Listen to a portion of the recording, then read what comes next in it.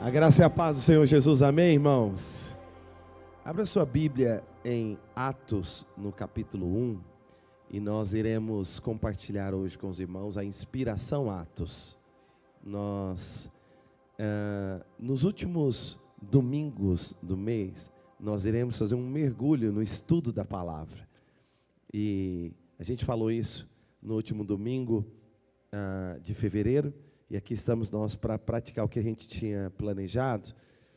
E eu estou chamando o tema desse resumo do livro de Atos de Inspiração Atos. Inspiração Atos. Nós temos aqui diante de nós, diante da palavra, a oportunidade de sermos inspirados pelo testemunho dos primeiros discípulos e dos primeiros apóstolos. Coloca a mão no seu coração, Pai, que a Tua palavra seja martelo que esmiuça a dureza no nosso coração. Que a Tua palavra seja espada que divide o mais íntimo do interior de cada um de nós, separa o que é santo daquilo que é profano. Ó Pai, que a Tua palavra seja mel para os nossos lábios, mas também seja cura para o nosso interior.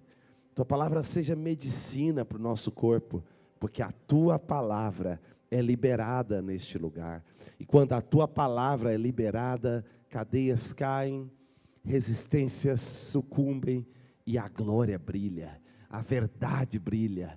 Em nome de Jesus, eu oro para que a Tua igreja hoje seja edificada pela palavra e lançada pela palavra. A igreja diga amém. Amém, irmãos? Glória a Deus. Bom, inspiração Atos é o que eu estou chamando desse resumo do livro de Atos. Nós estivemos estudando e lendo durante esse mês de março. Está acabando. Eu estava conversando com o meu Rafruta, né? Eu e o pastor Simar. A gente, ontem fomos lá no P3, ficamos andando junto, grandes aventuras. O pastor Simar fica passando a pé, só porque eu sou da cidade, né? Ele fica passando susto de mim. Nós passamos dentro de um rio, amor, ontem. O rio na frente, ele falou, vamos passar. Se não der certo, a gente volta. E eu segurei nas paredes do carro. Oh, Deus. Ele ficou rindo de mim, Oh, glória. Nós fomos lá no P3, cadê os homens do P3 aí? Foi bom demais, hein? Muito bom, nossa comunhão. Comida boa, não é só as mulheres aqui de Rio Verde que é boa de fazer comida, não. Os homens são poderosos aqui, viu? Nossa, mas fizeram um arroz com fraldinha e um tempero, um queijo caseiro. Meu Deus do céu, que bênção. Você sabe de uma coisa? Eu acredito, estava ali no Rafruta, ali conversando com o pastor Simar, essa semana, e nós vamos intensificando aos poucos. A ideia é contagiar você para amar o estudo da palavra, a leitura da palavra. Eu vou fazer o seguinte, aqueles que, é igual na escola, né? Quem não passa de ano fica de recuperação, dependência, na faculdade tem até dependência, né? Aqueles que não conseguiram ler o livro de Atos e tal, hoje eu vou dar um overview aqui, uma visão geral do livro para você. E amanhã, e dia 31, né? Segunda e terça é 30 e 31, né? É isso? Então, ó, amanhã e depois, entre 5h30 e 6 horas, nós vamos estar fazendo uma live resumindo o livro de Atos. Então, vai terminar o mês, é a sua possibilidade aí de recuperação, ou mesmo quem fez tudo, ó, quem leu o livro de Atos todinho, tiver lá no grupo do Rava Inspire, notifica para mim que você leu o livro, eu vou te dar um presente, uma recompensa, que é um meu estudo do livro de Atos, um estudo detalhado, 250 páginas, o e-book, eu vou dar para você lá de presente. Então, lá no grupo você notifica, ó, eu li o livro de Atos todo, você não está no grupo ainda, pode entrar, esse grupo aqui é focado em estudar a palavra, de maneira profunda e consistente, e, sobretudo, estudar de maneira piedosa. A ideia não é estudar para discutir teologia, a ideia é estudar para viver teologia. A ideia nossa é estudar a palavra para viver, é estudar a palavra para praticar, é o estudo piedoso da palavra.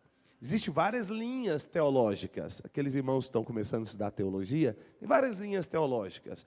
O que eu aconselho você é, fuja dos teólogos vaidosos. Se conecte com os teólogos piedosos. Os teólogos que mais me influenciaram na vida foram os teólogos piedosos. Alguns deles foram inclusive mártires.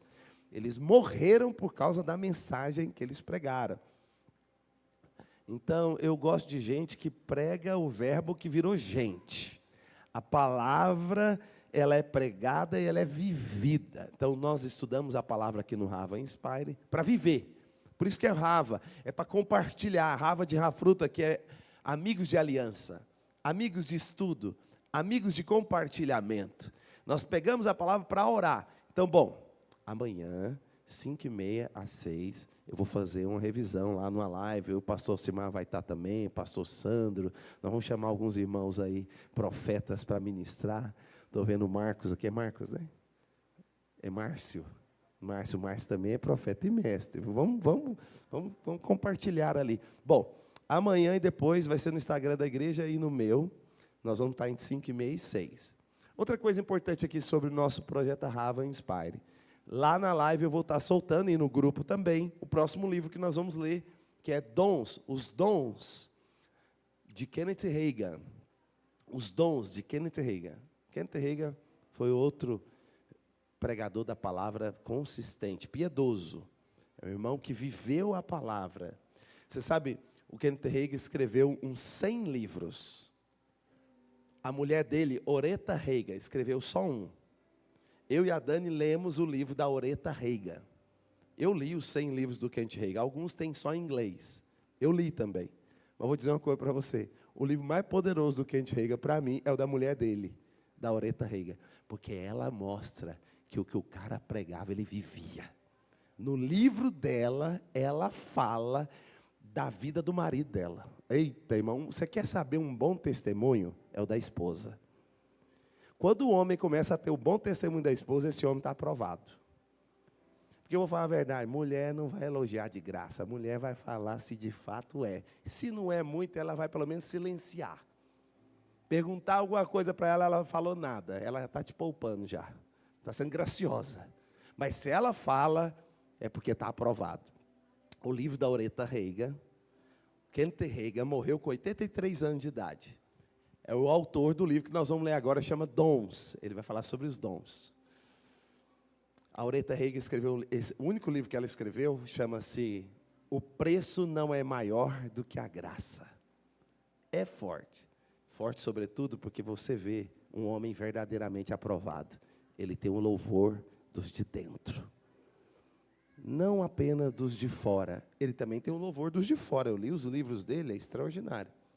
Kenneth Hagin nasceu com problema de deformação no coração. Os médicos disseram para a mãe dele que ele ia viver só 8 dias. 8 dias. A mãe dele, mulher crente, de oração, pôs a mão e disse: meu filho vai viver todos os dias do propósito de Deus na vida dele. Kenneth Hagin, com 17 anos de idade, esse problema do coração se agravou, ele foi parar numa cadeira de roda. E lendo a palavra, Marcos capítulo 11, que diz: se crerdes, ordenarás a esse monte, erga-te e lança-te no mar, e não duvidar no teu coração, assim será convosco. Ele lendo Marcos 11, versículo 29, 28, ele creu, levantou da cadeira de roda e começou a andar, quando ele tinha uns 17 anos de idade. Ele não viveu 8 dias não, gente, ele viveu 83 anos. Bem diferente do que os médicos falaram, né? Porque ele assumiu a promessa da palavra. Às vezes os homens vão dizer 8 dias, mas Deus está dizendo 80 anos. Fica com o falar de Deus. O diagnóstico de Deus é mais poderoso que o diagnóstico dos homens. Bom, nós vamos estar estudando um livro desse irmão. Fala sobre dons. Quantos querem que ser usados por Deus? Deixa eu ver. Você quer ser usado por Deus? Quantos querem ser um canal de Deus? Não um lago, uma lagoa, mas um rio que recebe e doa. Lagoa é água egoísta. Rio é água generosa. Por isso que o mover de Deus na Bíblia nunca fala de lagoa, sempre fala de rio, sabia disso? Todo mover de Deus na Bíblia é rio. Lagoa é a água egoísta, só quer receber e não quer doar. E geralmente é em lagoa que tem bicho, né? Geralmente em lagoa é que tem tudo que não presta. Lagoa é perigoso. Rio não, rio é água em movimento. Bom, eu quero ser usado por Deus. Quantos querem também? Diga amém. Próximo livro de abril nós vamos ler então Dons. Esse livro desse Kenneth Hagin, esse irmão precioso, piedoso. E nós vamos aprender bastante. Aí o que nós iremos fazer? Nós temos no primeira semana do mês a oração da madrugada, 5 às 6 aqui no prédio da igreja. Todo mês. Entre as orações da madrugada tem 2 semanas no meio. Nas 2 semanas do meio, entre 5h30 e 6 horas, nós vamos ter um live estudando o livro que nós estamos estudando naquele mês. Para estimular os irmãos a lerem e a estudarem o material. O link desse livro próximo que nós vamos ler, nós vamos compartilhar com vocês. A Daniela, minha assessora para assuntos de livros e e-books, ela vai colocar lá para nós, a Daniela lá. Cadê ela? Ela tá por aí. Ela vai colocar para nós o link. Nós vamos colocar lá no grupo para que eles quiserem adquirir o livro de papel.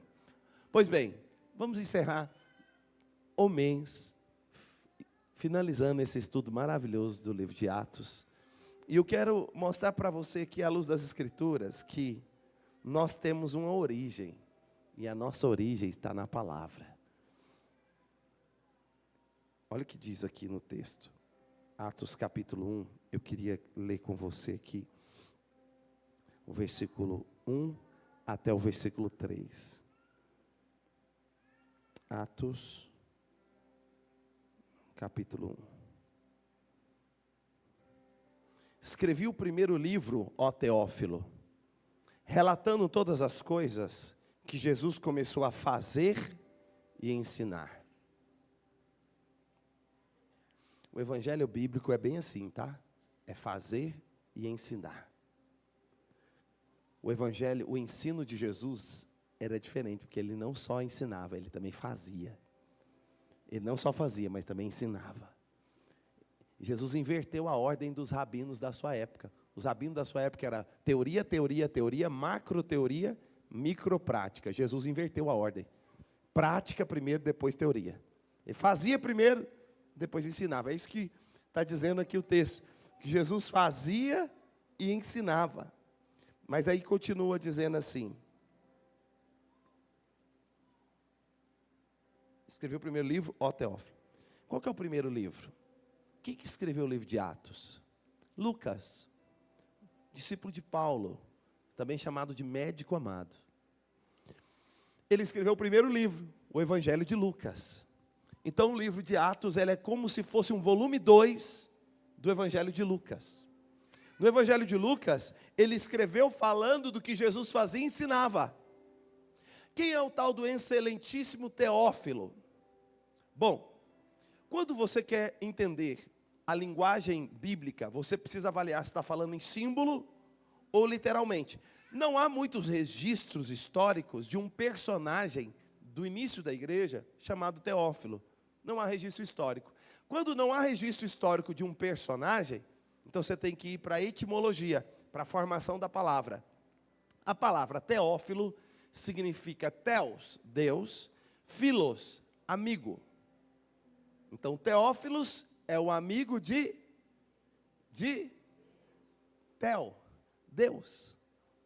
Tem amigos de Deus aqui ou não? Então esse tratado aqui está sendo escrito para os Teófilos, para os amigos de Deus. Tem amigo de Deus aqui? Deixa eu ver. Então esse texto foi escrito para você, para os amigos de Deus. Quantos são os Teófilos aqui? Deixa eu ver. Quantos são os amigos de Deus aqui? Deixa eu ver. Amigos de Deus? Tem amigos de Deus na casa? Esse tratado, esse testemunho foi escrito para mim e para você, que somos os amigos de Deus, os Teófilos. Fala para sua irmã ou irmã aí do lado, se for irmã, Teófila. Seu irmão Teófilo, fala, Atos foi escrito para você, ó Teófilo. Ó Teófilo de Deus. Amigo do noivo, amigo de Deus. Teófilos. Quantos são os Teófilos de Deus aqui? Diga amém. Aí o texto continua dizendo, Versículo 2, até o dia em que, depois de haver dado mandamento por intermédio do Espírito Santo aos apóstolos que escolhera, foi elevado às alturas. Ele então agora está falando de que, depois do evangelho ter sido narrado, agora houve uma experiência de Jesus ser levado às alturas. Mas antes de ele ser levado às alturas, ele deu instrução aos discípulos. Então é aqui a continuação do pós-evangelho. Atos é a continuação. O evangelho termina onde Atos começa. Os evangelhos terminam onde Atos começa. Digam juntos assim: o evangelho termina onde Atos começa. E aí está dizendo, versículo 3, a estes também, versículo 3, depois de ter padecido, apresentou-se vivo, com muitas provas incontestáveis, aparecendo-lhes durante 40 dias, e falando das coisas concernentes ao reino, ao reinado de Deus. Imagina você aqui a cena. A cena é a seguinte: Atos começa narrando que os apóstolos tiveram uma aula com Jesus, um seminário com Jesus, de 40 dias. Só que era o Jesus ressurreto. Imagina você ir para um seminário, você chega lá no culto, quem é que vai pregar? É o pastor que morreu. Você está entendendo o que eu estou dizendo? Peraí. É o pastor que morreu, gente. Ele está vindo dar aula para nós. Ele ressuscitou, a sepultura dele está aberta. E aí a gente senta, as portas estão fechadas, de repente, ele entra. E ele vai vir por 40 dias pregar aqui para nós. Você está entendendo que Jesus já tinha morrido, e os discípulos ficaram 40 dias tendo aula com o ressurreto. Eita glória! Aula com o ressurreto. Pensa você comigo que lá em Lucas, capítulo 21, diz que no caminho de Emaús, Jesus encontrou com 2 discípulos e ficou conversando com eles por alguns instantes. Eles nem entenderam direito, mas quando Jesus partiu o pão, os olhos deles se abriram. E aí eles entenderam que era Jesus. Pois bem, no final eles dizem assim: não era sem razão que quando ele falava conosco, o nosso coração ardia, o nosso coração pegava fogo. Ô irmão, se no caminho de Emaús, uma conversa passageira, o coração dos discípulos pegava fogo, você pode imaginar o que não aconteceu por 40 dias, tendo aula com Jesus. Se em 15 minutos, no caminho de Emaús, o coração dos discípulos pegou fogo, você pode imaginar o que não aconteceu nesses 40 dias, pegando aula com o ressurreto. Como é que não ficou o coração desses primeiros discípulos, desses primeiros apóstolos? Não é sem razão que todos eles viveram e morreram por causa desse evangelho. Sabe o que isso significa para mim, para você? Atos 1, significa que eu e você precisamos ter experiência com o ressurreto, para ter o coração ardente. A grande diferença do evangelho aprovado é quando a gente tem experiência com o ressurreto. A nossa religião não é uma religião de mortos pregando para mortos. A nossa religião é a religião do ressurreto, pregando para aqueles que estão sendo ressuscitados. Porque em Efésios capítulo 1 diz que o mesmo poder que ressuscitou a Jesus Cristo dentre os mortos, esse mesmo poder há de vivificar o nosso corpo mortal em Cristo Jesus. É o mesmo poder que pegou Jesus da morte e o levantou. Esse mesmo poder está disponível para mim, para você, os que cremos. O poder do ressurreto está aqui, está aqui, está aqui, está aí. O poder do ressurreto. O poder do ressurreto é que te capacita a vencer o pecado que te escraviza. O poder do ressurreto que te capacita a vencer esse gênio mau, que te reduz ao pó, à vergonha e à incoerência. O poder do ressurreto, ele não opera só fora, ele opera aqui dentro, com o coração ardente de amor por Jesus. E quando o coração é ardente de amor por Jesus, nós temos o poder de uma fé superior. Sabe o que é a fé superior? A fé para expulsar demônio e curar enfermo é uma fé alta, elevada. Mas tem uma fé superior à fé de curar demônio, curar enfermo e expulsar demônio. O demônio não precisa curar não, né? Esse aí pode amaldiçoar mesmo. Expulsar demônio e curar enfermos. É uma obra poderosa, gente. Profetizar. Isso é tudo obra poderosa. E a gente crê, e a gente quer. Só que em Mateus 7, Jesus disse que tem uma turma que expulsa demônio, cura enfermo, profetiza, mas não é íntimo dele. E Jesus diz: vocês praticam iniquidade.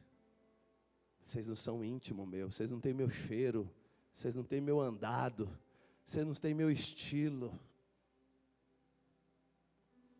O que eu aprendo com isso? Que a fé para ser amigo íntimo de Deus é superior à fé de curar enfermos e expulsar demônio. Eita, é um nível de fé mais alto. Onde é que eu encontro esse nível de fé? Quando você experimenta o ressurreto. Quando você experimenta Atos 1. Atos 1 é o poder do ressurreto. Atos 1 é o fogo que queima por dentro. O fogo que queima por dentro. Eu ainda tenho fogo, eu ainda tenho lenha, pode vir queimar, pode vir queimar. Você entende? Esse é o poder do ressurreto. É o fogo que queima aqui dentro. É aqui dentro. É aqui dentro. Tem a ver com intimidade com Deus, amizade com Deus. Mas a gente chega em Atos 2. Em Atos 2, aí é o fogo que queima por fora. Aí você fala assim para mim: como é que é, pastor? É para queimar por dentro ou por fora? É os dois.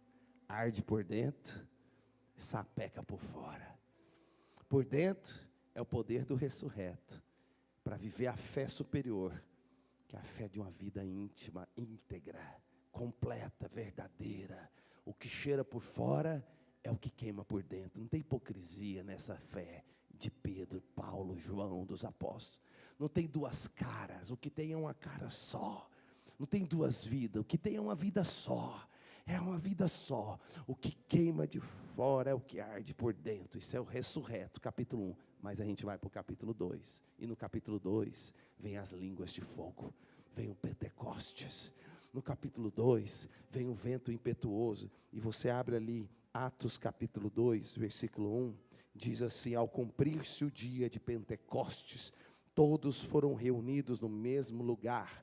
E de repente veio do céu. Estamos aí? Atos 2? Atos 2, versículo 1. Versículo 2 já. E de repente veio do céu um som, como de vento impetuoso, encheu toda a casa onde estavam assentados, e apareceram distribuídas entre eles línguas como de fogo, e pousou sobre cada um deles, e todos ficaram cheios do Espírito Santo, e passaram depois que o povo ficou cheio do Espírito Santo, eles passaram a fazer o quê? Sapatear, tremer, pular, sapecar, canelinha de fogo. Eles passaram a falar. Quando alguém é cheio do Espírito Santo, ele fala. Só que ele não fala fofoca, ele não fala potoca, ele não fala frivolidade, ele não fala palavras sem propósito. Quando alguém é cheio do Espírito Santo, ele fala com língua de fogo. O que a língua de fogo fala? Fala o Evangelho. Fala o Evangelho de Deus. Fala o Evangelho de Deus com as maravilhas de Deus. Fala o Evangelho de Deus com o poder de Deus. Fala o Evangelho de Deus com fogo. Os corações derretem. Os corações quebrantam. Os corações são arrebatados. Quando alguém fala com língua de fogo, a gente sente queimando por dentro. O Espírito testifica, porque aquela língua é a língua do céu, que tomou a boca daquele crente, e ele agora está falando, e ele fala em profecia, ele fala o Evangelho, e ele fala as maravilhas de Deus. Atos vai nos levar para Pentecostes. Primeiro nós temos o ressurreto, capítulo 1. No capítulo 2 nós temos o Pentecostes. No capítulo 3 de Atos, vai lá, abre lá, 3:1. Pedro e João subiam ao templo para a oração da hora nona. Era a oração da madrugada da igreja lá da época. Hora nona.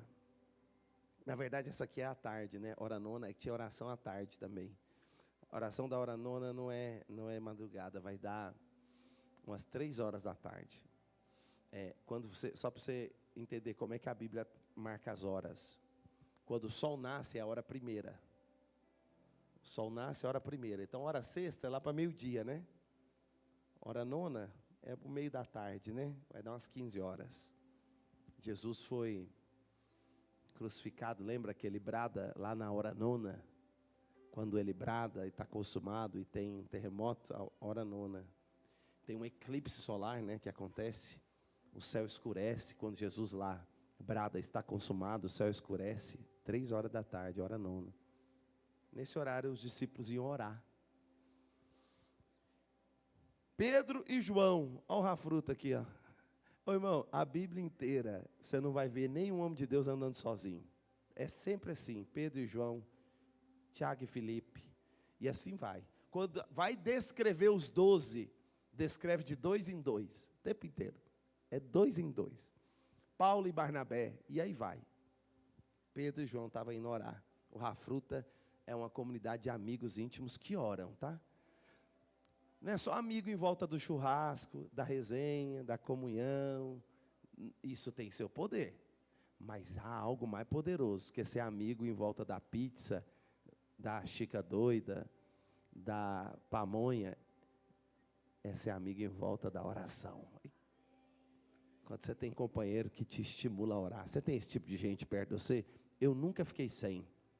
Eu sempre tive gente que de alguma maneira me inspira a amar a Deus, me inspira a buscar o Senhor, me inspira a servir ao Senhor.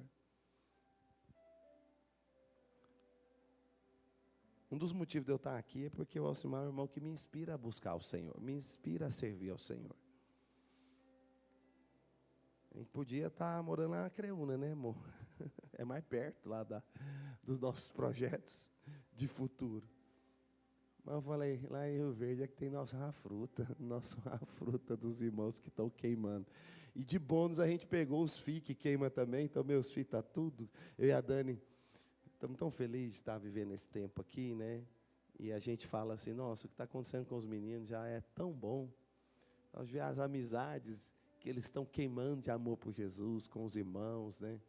Os Rafrutas dele que já está conectado e fluindo e buscando a Deus. Esses meninos, esses jovens são exemplo para nós. Os Estevãos aí, o Samuel, eles estão queimando de amor por Jesus. Eu estou percebendo lá em casa o impacto. Eles estão rafrutando na prática mesmo. E reúne, e ora, e prega a palavra uns para os outros, e define meta, não é só de leitura bíblica, não. De exercício físico, de leitura intelectual, de business. Falei, eu estou como quem sonha, aleluia, Jesus. Mas eu quero ver uma profecia, igreja. Esses jovens são só uma pequena nuvem do tamanho da mão de um homem. Eles são um sinal que vai chover. Sabe o que eu quero dizer? Vai estar cheio de gente aqui, vivendo o que eles estão vivendo. Vivendo essa comunidade de 2 ou 3 que queima de amor por Deus e contagia um ao outro. A espírito, alma e corpo desenvolver. Espírito, alma e corpo. Igual eles têm vivido essa unidade. Eu tenho que falar para eles. O líder do movimento do Rafruta é vocês. Só estou um facilitador aqui. Eu e o pastor Alcimar somos só facilitadores, porque lidera é quem faz, é quem vive. E vocês estão vivendo no nível hard, eu abençoo para viver mais e mais em nome de Jesus. Olha o Rafruta aqui dos apóstolos. João e Pedro indo orar. Irmão, quando você encontra 2 ou 3 que decidem orar junto, que decidem buscar Deus para valer junto, o céu invade a terra. É um poder que acontece. É só você começar a conviver uns com os outros, botando Cristo no centro. Espera alguns meses para você ver coisas extraordinárias começam a acontecer. Coisas celestiais começam a acontecer. Começa a acontecer a partir dessa comunhão. Quantos aqui são? Agora eu vou mostrar o tanto que eu sou velho, né? Oh, Jesus. Sou um velho cheio do Espírito, tá bem? Caleb, né? Josué. Super Gêmeos ativar. Quem assistiu aqui Super Gêmeos ativar? Deixa eu ver. Vamos ver, levanta a mão quem assistiu Super Gêmeos ativar. É um desenho animado da nossa época, só. Os dois meninos, irmão, um menino e uma menina, irmãozinho. O poder deles só era ativado quando eles tocavam o anel um no outro. Às vezes eles caíam, o vilão derrubava eles, ficavam do lado ou do outro. Aí eles esticavam a mão assim, vai, esticava até encostar o anel um no outro. Na hora que encostava o anel no outro, eles falavam, Super Gêmeos, ativar. Puf, vinham os poderes.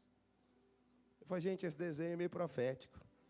A vida da igreja é desse jeito, quando você tiver 2 ou 3 entrando em acordo em meu nome sobre alguma coisa, Super Gêmeos, ativar. Olha aqui para você ver o que vai acontecer aqui em Atos 3. João e Pedro estão indo orar. Já tinha acontecido o Pentecoste, já tinha acontecido a língua de fogo, tinha muita coisa a falar sobre isso, mas eu quero fazer só um resumo, só passar aqui o mel para você, mergulhar no livro. E o bom é que esse livro vai ficar aí com você por muitos anos, viu? Então, está aí, você pode mergulhar muitas vezes depois. É um dos livros que eu mais amo na Bíblia, é o livro de Atos. Porque ele me leva a sonhar, a viver a igreja assim na terra como no céu. E o meu sonho é viver a igreja da Bíblia. Eu era novo convertido, eu converti numa igreja lá em Goiânia, no setor marista. Quem é de Goiânia? Quem é que já conhece bem Goiânia? Sabe Ricardo Paranhos? No final da Ricardo Paranhos, se você não frear, cai dentro de uma igreja. Eu converti naquela igreja. Eu explorei a Ricardo Paranhos inteiro. Eu era do mundo, eu ia nas baladinhas da Ricardo Paranhos inteiro. Só balada, só boate, festa. Fui em todas. No final da minha carreira no mundo, ainda bem que ela foi uma carreira curta, com 18 anos, encerrou minha carreira. Eu pensei que eu ia começar a voar mesmo. Eu comecei muito precoce, com 12 anos, a vida louca. Eu era irmão mais novo, andava com o irmão mais velho. Ia para as baladas lá na Ricardo Paranhos. Quando eu pensava comigo, com 18 anos, eu vou naquelas baladas proibidas para menor de 18. Era a minha meta, que eu queria viver uma vida intensa. Eu acho que o Espírito Santo olhou, tirou o ruído da minha comunicação e falou, é que ele quer viver intensamente, Miguel, vamos trazer ele para esse reino aqui, ele vai ver o que é vida intensa. JC na veia é melhor do que cocaína, maconha, promiscuidade louca, dopamina barata, Jesus Christ na veia e a vida cheia do Espírito Santo. E foi o que eu experimentei lá no final da Ricardo Paranhos, da Rua das Baladas, tinha uma igreja. Lá eu conheci a Dani e começa a nossa história. Mas sabe de uma coisa? Quando nós aprendemos a fluir no poder do alto, ressurreto queima por dentro, Atos 1. Línguas de fogo para falar para fora, as maravilhas de Deus, Atos 2. Viver em comunidade uns aos outros, Atos 3. Está os dois indo orar. E aí é interessante que quando eles estão orando, tem um paralítico de nascença que vivia lá na porta daquele lugar, pedindo esmola. Ele estava pedindo prata. E Pedro e João olharam nos olhos desse homem, e agora eles estavam no nível de fé do Pentecoste e do ressurreto. O coração já está queimando e as línguas de fogo já estão nos lábios. Esses homens que eram tímidos, lá no final dos evangelhos, medrosos, fugitivos, trancados dentro do quarto, dentro da sala, esses homens agora estão andando para orar. E eles olham para aquele paralítico e dizem assim, olhem para mim, olhe para mim. E o paralítico olha, isso é em Atos 3. E ele diz assim, não tenho ouro nem prata, mas o que nós temos, nós te damos. Em nome de Jesus, o Nazareno, levanta e anda. E Pedro falou isso, imediatamente pegou na mão do cara e puxou. Isso aqui é fé, hein? E para a glória de Deus, aquele cara que nunca tinha andado, ele saiu pulando e andando para a glória de Deus. E é isso que está acontecendo aqui em Atos, dos primeiros discípulos, os primeiros cristãos, falando língua de fogo, e com o coração queimando de amor por Deus. A intrepidez, a ousadia, o céu começa a encher a terra. Na história da igreja, conta que Martinho Lutero, quando foi a primeira vez visitar o Vaticano, o Palácio do Papa, as grandes catedrais de Roma, o teto lá é de ouro, a pintura lá é feita por Michelangelo. Você não tem ideia do tamanho que a riqueza, aqueles templos lá do Vaticano. Irmão, não se iluda. Se prosperidade for o sinal do favor de Deus, nós evangélicos somos da segunda divisão do favor. O primeiro é Roma. Sério, se riqueza é o sinal do favor, nós somos da série B. A série A é Roma. Eu estou te falando, o teto lá, o teto do nosso auditório aqui é de ouro. Vai pintar as paredes com Michelangelo? Nós estamos longe, irmão. Então não se iluda, não é a riqueza que revela a autoridade de um povo. Sabe por que Lutero foi lá nesse templo dessas catedrais maravilhosas de Roma? E sabe o que o Papa falou para Lutero?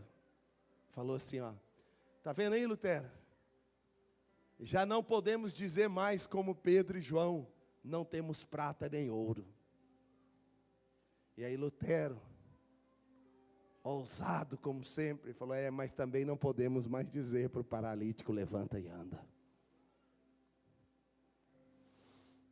Oh Senhor Jesus, restaura a tua igreja, para o Pentecostes, para o poder do ressurreto. Eu não sou contra a abundância não, irmão. Eu acredito na prosperidade seguinte, acorda cedo, dorme tarde, seja produtivo e generoso. Ponto, simples quanto isso. Você faz barganha com Deus, esquema com Deus, dá mais, ou dá ou desce, fogueira santa, não precisa nada disso. Acorda cedo, dorme tarde, seja produtivo, generoso e correto.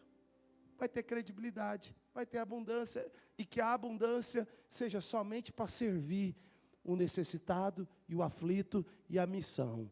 Ponto, simples quanto isso. Passou disso, vale nada. E nós vamos ver aqui em Atos, eles lidando com dinheiro. Capítulo 4, começa a mostrar essa igreja lidando com a grana. Aqui no capítulo 3 não tem ouro nem prata, mas eles têm algo superior. Levanta e anda. No capítulo 4, nós vamos ver essa igreja se movendo com generosidade radical. Olha o que está escrito aqui em Atos 4, versículo 32 ao 33. Da multidão dos que creram, era um só coração e a alma, e ninguém considerava exclusivamente sua nenhuma das coisas que possuía, tudo, porém, lhes era comum. Com grande poder, os apóstolos davam testemunho da ressurreição do Senhor Jesus. E em todos eles havia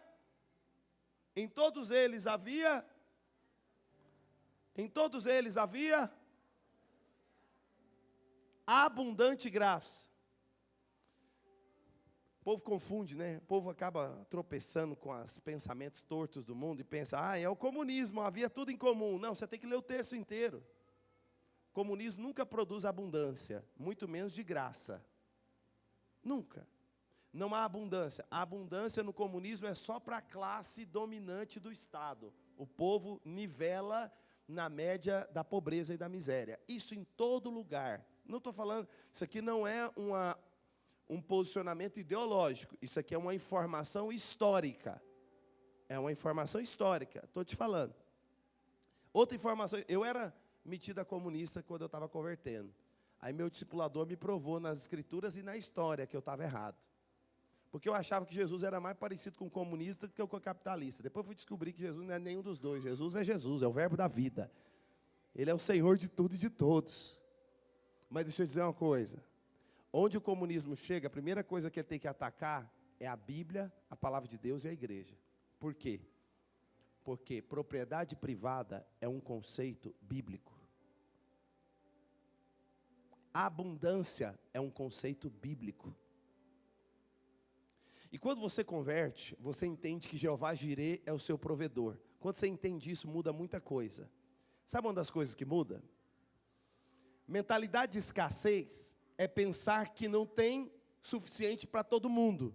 Então, eu tenho que vencer o meu vizinho, porque não tem para mim e para ele. Como não tem para mim e para ele, eu tenho que vencer ele. Então, eu estou sempre competindo com alguém e vou, às vezes, até quebrar princípio, passar para trás, porque eu acho, por causa da mentalidade da escassez, que não tem suficiente para todo mundo. Se você nasceu de novo, esse pensamento não cabe dentro de um crente. Por quê? Na cabeça e no coração de um crente, o Deus da Bíblia é um Deus de abundante graça. Diga, abundância. Quando você entende o princípio da abundância, primeiro, você entende que Deus dá para você o pão nosso de cada dia. Por que pão nosso? Por que não é pão meu? Porque eu já comecei a entrar na vibe da abundância. Na vibe da abundância, eu creio que Deus traz providência para nós. O que significa isso? O pão que vem para a minha mesa é para mais alguém também. Então vem para mim e ainda vem para eu poder servir outros. Abundância. Outra coisa que nós vamos aprender aqui em Atos 4. Havia abundante graça no meio do povo. Abundante graça significa que eu tenho capacidade criativa. Um povo que é ligado ao Criador começa a aprender a criar coisas.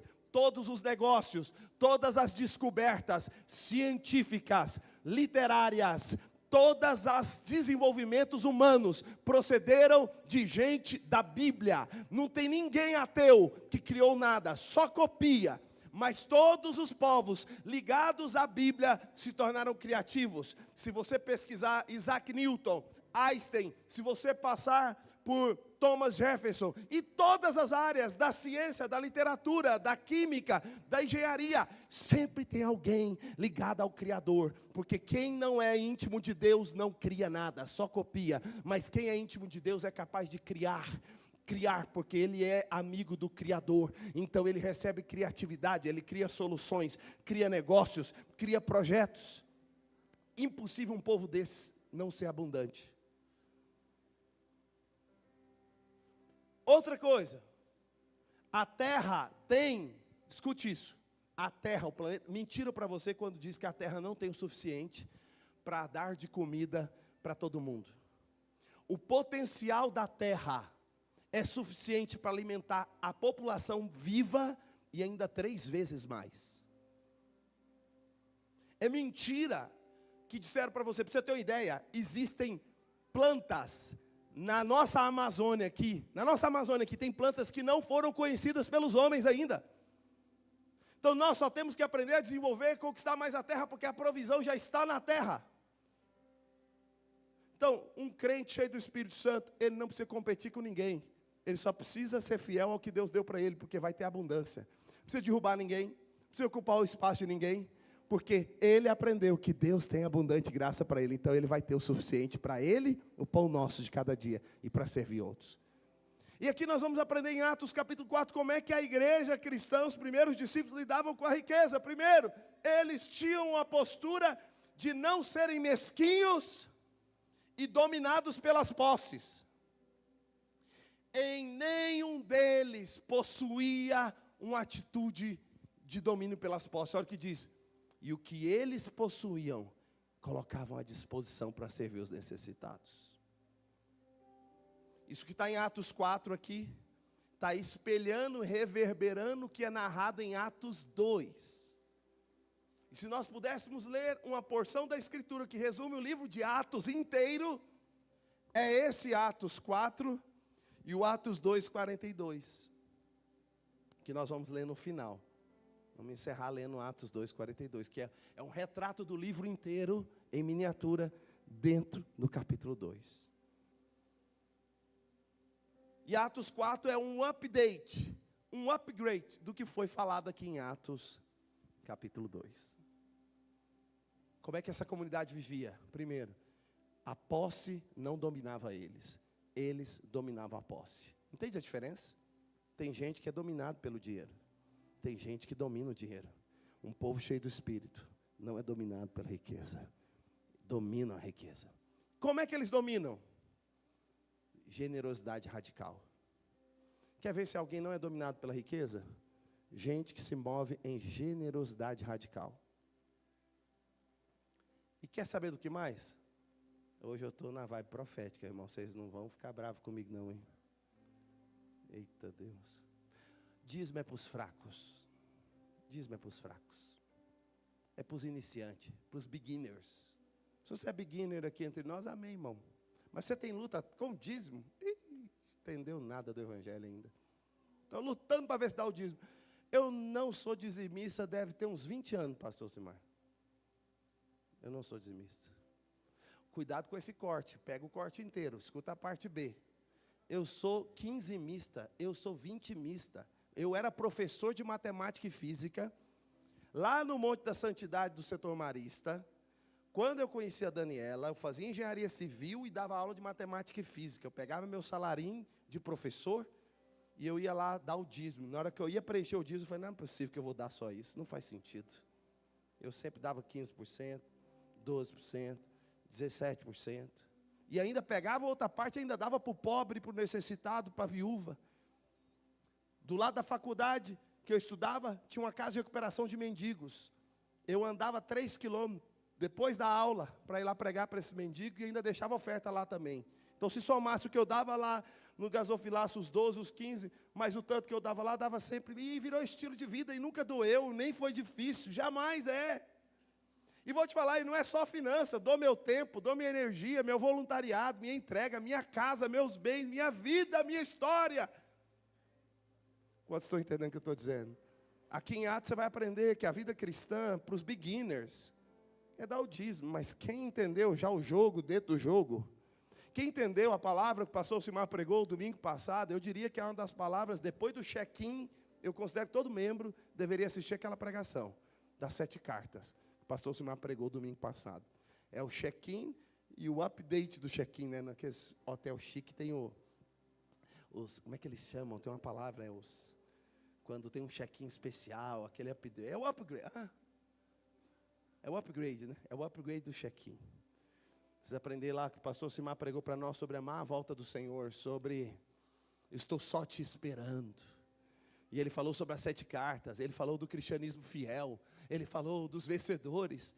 E ali nós vamos aprender, irmão, que a vida cristã tem um nível do andar de cima. A gente quer te chamar para esse andar de cima. Esse é o andar da maturidade. Nós precisamos ir para o andar de cima. E aqui nós temos mais do que dízimo, nós temos generosidade radical. Eu não quero dar só 10% que eu ganho, eu quero dar a minha vida. Eu vou seguir o Espírito e obedecer e ofertar tudo que Ele mandar. O que Ele mandar, eu vou ofertar.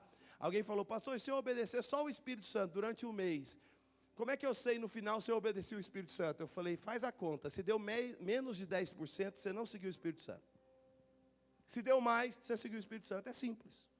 Porque o Espírito Santo nunca vai mandar você ser alguém que dá menos do que a lei manda dar. Porque a lei do Espírito é sempre superior à lei das obras. Entende isso, não? Mateus 5, 6, 7. Jesus disse, a lei das obras diz, não adulterarás. Eu, porém, a lei do Espírito, vos digo, não cobiçarás em teu coração. Eu te pergunto, aumentou ou diminuiu o padrão? Quantos estão comigo? Diga amém. Não adulterará, é pegar a pessoa que é esposa ou esposo do outro e levar para a cama. É essa a proibição lá da lei. Na graça é, nem cobiçará no teu coração. Aumentou ou abaixou o padrão? Aumentou. A lei diz, dízimos e ofertas. A graça diz, e eles pegavam o que tinham, e eles colocavam à disposição de servir a missão dos apóstolos. Aí alguém me perguntou durante esse estudo de Atos, pastor, essa prática não continuou existindo na vida da igreja, né? Senão todo mundo ia ser quebrado, a igreja não ia crescer. Eu falei, entendeu nada. Entendeu nada. Olha o que diz lá no texto, volta. Olha o que diz lá no texto, versículo 33. E em todos eles haviam abundante graça. 34. Pois nenhum necessitado havia entre eles, porquanto possuíam casas e terras. O que eles possuíam, gente? Está no singular ou no plural? Está no plural. Então vamos lá. O povo que tem abundante graça, tem fé, tem produtividade, tem graça de Deus, tem criatividade, vai crescer. Amém ou não? Vai. O que aconteceu com esse povo? Eles tinham casas e terras.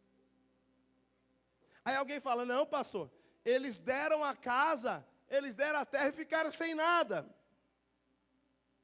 Tinha casa no campo, tinha casa de praia e tinha casa onde morava. Deram a casa de praia para o projeto missionário, que a igreja estava se movendo. Ficou ainda com a casa do campo. Tinha terras, deu uma das terras, ficou com a outra. Consegue entender que havia generosidade radical e abundância.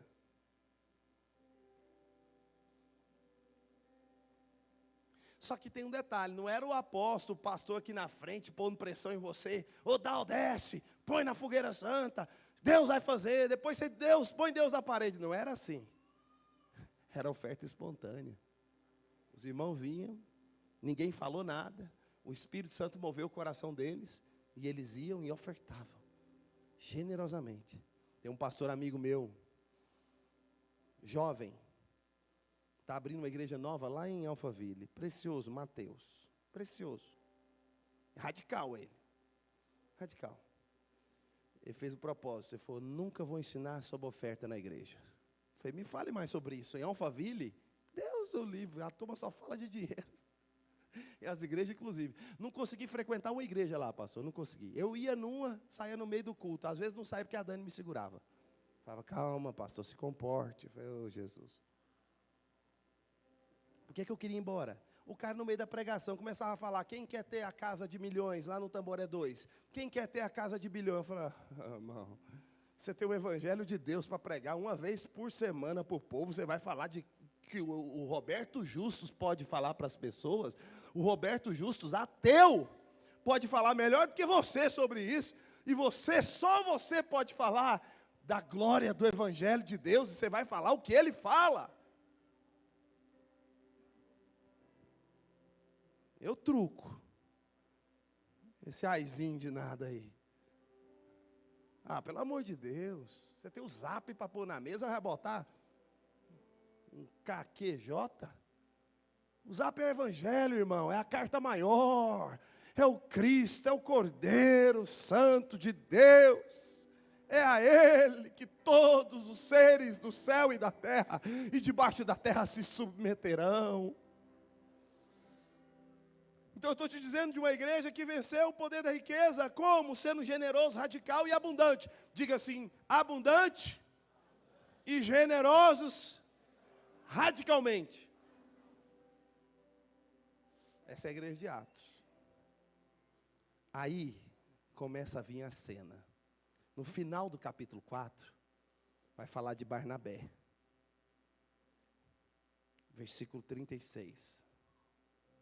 José, a quem os apóstolos deram o nome de Barnabé, que quer dizer filho de exortação. Versículo 37.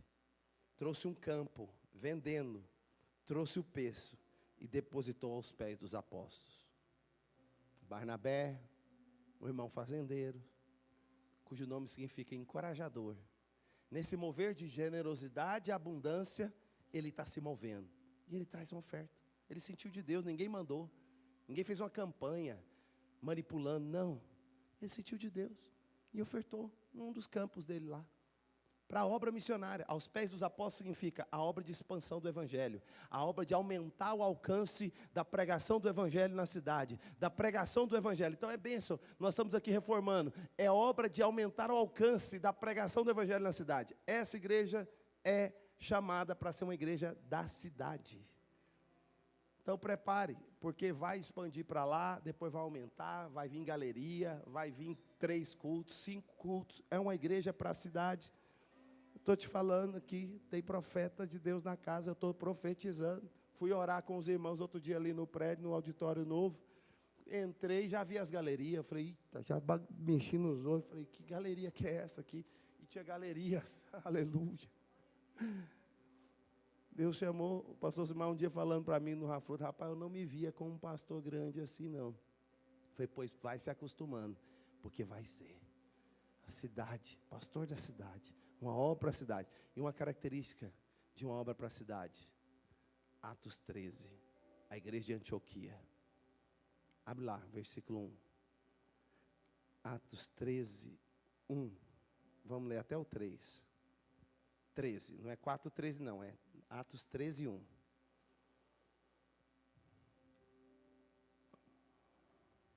E havia na igreja de Antioquia. O que havia lá? E plural, né? Uma equipe de profeta e mestre. Havia uma equipe de profeta e mestre. Barnabé, Simeão, por sobrenome Níger, Lúcio de Cirene, Manaém, Colasso de Herodes, o tetrarca e Saulo. 5 irmãos que lideravam aquela obra. 5 irmãos. E Saulo, que era o pastor sênior, é mencionado por último, porque era servo. Saulo, que era o pastor principal, o apóstolo Paulo, mencionado por último. Por quê? Não estou aqui para fazer a obra para mim. Estou aqui para fazer a obra para o Senhor. Sou amigo do noivo, né? Saulo era amigo do noivo, pastor Silmar, na sua pegada aí. Sabe de uma coisa? Profetas e mestres estavam pregando. Então, a obra da cidade, Deus levanta uma equipe de profetas e mestres. Deus levanta uma equipe de homens e mulheres, cada um com seu dom complementar. Cada um, ninguém tem um pão inteiro. Um profetiza, outro ensina. E no meio dessa equipe de profetas e mestres, de Atos 13, Deus separa Paulo e Barnabé para a obra de apóstolos. Então agora em Antioquia começa a ter profeta, mestre e apóstolos. Os ministérios começam a se formar. Uma igreja para a cidade. Deus vai levantar uma equipe de pastores, cada um com uma característica específica, para liberar um dom específico e completar a obra inteira. E quando isso acontece, sabe o que vira? Em Antioquia, pela primeira vez, os discípulos foram chamados de cristãos. Sabe o que significa cristão? Pequenos cristos. Sabe o que significa isso? Maturidade. Uma igreja madura forma pequenos cristos. Sabe o que é cristão? Jesus Cristim. Cristo Júniors. Esse era o apelido dos crentes de Antioquia. Em Jerusalém, eles não eram chamados assim. Mas por quê? Antioquia, você tem uma equipe de profetas e mestres. Você tem um mover do Espírito. Você tem uma igreja sendo edificada com as línguas de fogo. Poder do alto, poder do ressurreto. O que vai acontecer? Maturidade, maturidade. Gente parecida com Jesus começa a brotar. Começa a brotar nos GCs, começa a brotar. De casa em casa começa a brotar. De volta à mesa começa a brotar. Na sua empresa começa a brotar. Aqui nas celebrações, nos púlpitos, começa a brotar, na internet, começa a brotar, jovens, adolescentes, crianças, começa a brotar. O quê? Pequenos cristos, pequenos cristos, pequenos cristos. Gente que parece com Jesus, fala como Jesus, olha como Jesus, ama como Jesus. Gente que é verbo virando gente. Igrejas cuja gente quer virar verbo, ficaram para trás. Chega, basta em Rio Verde, basta na região do sudoeste goiano, basta no estado de Goiás, basta no Brasil. A era de gente que vira verbo. Chegou o tempo de verbo que vira gente. É evangelho encarnado, vivido. Evangelho que vira casamento. Evangelho que vira pais e filhos. Evangelho que vira negócios. Evangelho que vira estudante. Evangelho que vira gente. Aleluia! Nós temos, pode aplaudir o evangelho. Aplaude o evangelho. Nós temos aqui em Atos, senhoras e senhores, o evangelho virando gente. Nos evangelhos, você tem o Filho de Deus sozinho, encarnando o verbo. Em Atos, você tem os 12 encarnando o verbo. Depois os 120 encarnando o verbo. Depois os diáconos de Atos, são cheios do Espírito Santo. Eles estavam escalados para levar a cesta básica. Na hora que levava a cesta básica, eles oravam e curavam os enfermos, expulsavam demônio e ainda davam o pão e o arroz e o feijão. É um diaconato precioso. Servos que estão ali, vigiando o carro, passa a pessoa para perguntar uma informação, profecia, palavra de conhecimento, glória de Deus, a pessoa começa a chorar, eu só queria uma informação, pois o céu está aqui. É isso que Deus vai começar a gerar entre nós. Gente que vai parar o carro ali, na avenida, estacionar e entrar aqui, falando, eu não sei porque eu estou aqui, mas eu estou chorando, eu quero entregar minha vida para Deus, eu quero confessar os meus pecados, porque chegou o tempo do verbo que vira gente, pequenos cristos se levantam entre nós. Vamos ficar de pé. Eu falei que a gente ia terminar lendo. Vamos ler então. Atos 2. Atos 2. Atos 2, capítulo 2, versículo 38. Atos 2, 38. Não, 42. 42 ao 47. Vamos ler juntos? Está aí projetado. 42. Vamos ler juntos? Vamos ler juntos? 3, 2, 1, vai. E perseveravam na doutrina dos apóstolos, e na comunhão, e no partir do pão, e nas orações. Em cada alma havia temor, e muitos prodígios e sinais eram feitos por intermédio dos apóstolos. Todos os que creram estavam juntos, e tinham tudo em comum. Vendiam suas propriedades e bens, distribuindo o produto entre todos, à medida que alguém tinha necessidade. Diariamente perseveravam unânimes no templo, partiam o pão de casa em casa, e tomavam suas refeições com alegria e singeleza de coração, louvando a Deus e contando com a simpatia de todo o povo. Enquanto isso, acrescentava-lhes o Senhor dia a dia os que iam sendo salvos. Você acabou de ler um resumo do livro inteiro de Atos. É isso aqui que aconteceu com essa igreja da Bíblia. Você sabia que tem uma igreja na Bíblia que é a referência para nós? É essa aqui. Você sabia que a nossa igreja é filha das filhas, das filhas, das filhas dessa igreja? Eu contava história para meus filhos antes de dormir. E teve uma época que eu comecei a contar a história dos mártires, os que morreram por causa do Evangelho. Eles perguntavam para mim assim: pai, na nossa igreja tem algum mártir? Davi e Samuel perguntavam. Eu falei, tem. Foi quem? Foi o primeiro deles, foi o Estevão. Não, pai, da nossa igreja. Eu falei, a nossa igreja é essa. Porque nós somos frutos dos frutos, dos frutos, dos frutos, dos frutos, dos frutos dessa igreja. Por que é bom estudar Atos? Porque a gente está voltando às nossas fontes, às nossas raízes. Sabe por que existe uma igreja igual a Family? Porque é uma proposta de Deus para a gente voltar. Voltar para a família de Cristo, para a família de Deus. Levante suas mãos para o Pai. Senhor, eu oro para que a visão celestial encha nossos corações. Que a generosidade radical e a abundância, o poder do ressurreto que queima e arde por dentro, a glória das línguas de fogo que queima e arde por fora, possa nos levar para a mesa, de volta à mesa, possa nos levar para o partir o pão de casa em casa, possa nos levar a perseverar diariamente no ensino dos apóstolos. Nós estamos aqui estudando o ensino dos apóstolos, porque nós queremos perseverar diariamente nas orações e no ensino dos apóstolos, porque queremos nos mover como o povo que ordena, levanta e anda, em nome de Jesus.